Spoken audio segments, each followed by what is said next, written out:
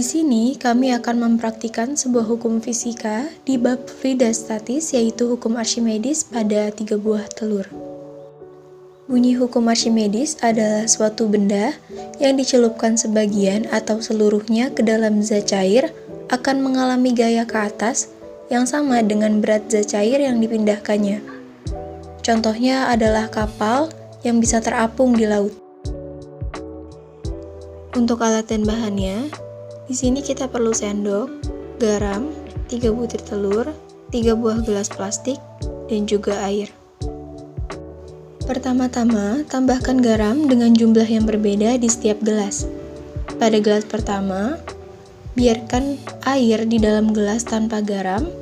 Untuk gelas kedua, tambahkan 2 sendok makan garam.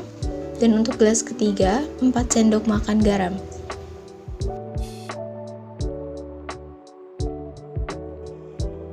Aduk hingga merata sampai garam larut dengan air.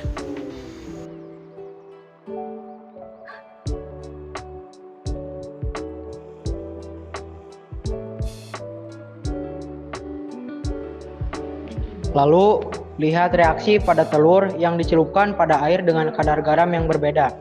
Apakah telur tenggelam, melayang, atau mengapung?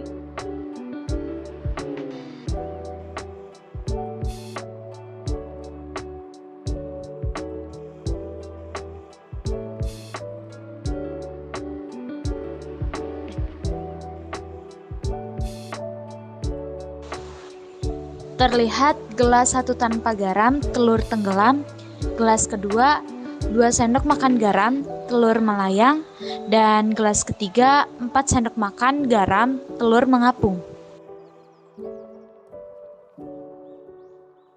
Lalu, apakah fungsi garam itu? Fungsi garam ialah untuk memperbesar massa jenis air. Semakin banyak garam yang diberikan, maka semakin tinggi pula massa jenis airnya. Jadi kesimpulannya, mengapa telur dapat tenggelam? Karena massa jenis telur lebih besar dari massa jenis air. Lalu, mengapa telur dapat melayang? Telur dapat melayang karena massa jenis telur sama dengan massa jenis air.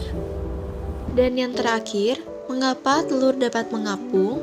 Telur dapat mengapung karena massa jenis telur lebih kecil dari massa jenis air.